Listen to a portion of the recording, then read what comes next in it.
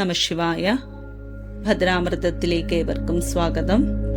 ശ്രീ ഭദ്രകാളി സഹസ്രനാമ സ്തോത്രത്തിന്റെ 19 ഭാഗങ്ങളിൽ വരുന്ന ഭഗവതിയുടെ നാനാ നാമങ്ങളെയാണ് നാം ഇതുവരെ വിവരിച്ചതും നമ്മൾ പഠിച്ചതും.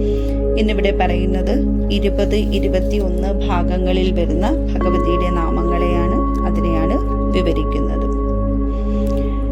ദിഗംബര, ഘോരരാവ, സൃക്കാന്ത, രക്തവാഹിനി.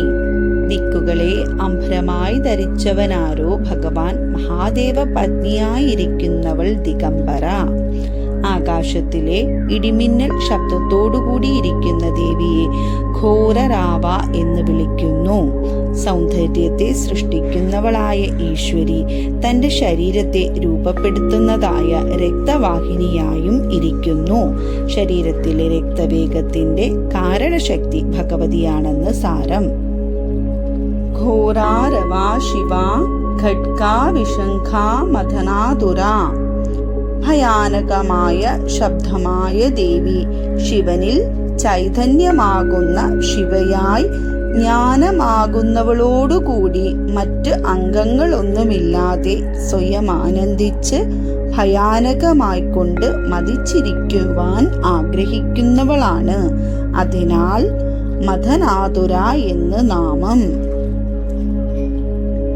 മത്ത, പ്രമത്ത, പ്രമഥ, സുധാസിന്ധു നിവാസിനി. നിത്യമായ ആനന്ദത്തിൽ മതിച്ചിരിക്കുന്നവൾ മത്ത.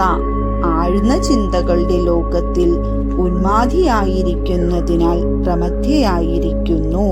മതത്തെ നൽകുന്നതായ ദേവി തന്നെ ആനന്ദമാക്കുന്ന അമൃതപാൽക്കടലിൽ വസിക്കുന്നതാകയാൽ സുധാസിന്ധു നിവാസിനി എന്ന് വിളിക്കുന്നു.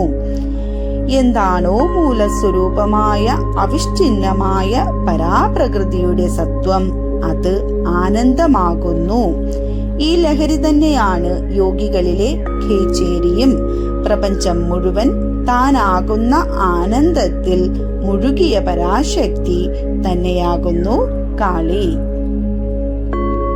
അതിമത്ത, മഹാമത്ത, സർവാകർഷണകാരിണി.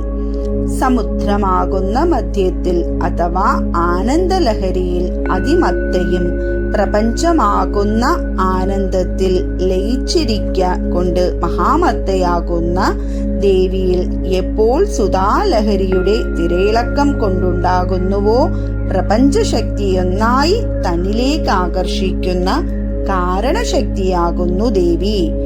സ്വതവേ തന്നെ സ്വരൂപദർശനം സിദ്ധിക്കുമ്പോൾ അതിൽ ലീനമാകുന്ന ശരീരം അമൃതം വർഷിക്കാൻ തുടങ്ങും. ഈ അമൃതപ്രഭയിൽ ലോകമൊന്നാകെ ആകർഷിക്കപ്പെടുന്നു. നമ പാർവതീപദേ. ഹര ഹര മഹാദേവ. നദികേശ്വര പ്രണാമം ഭഗവാൻ. ശൂലപാണേ.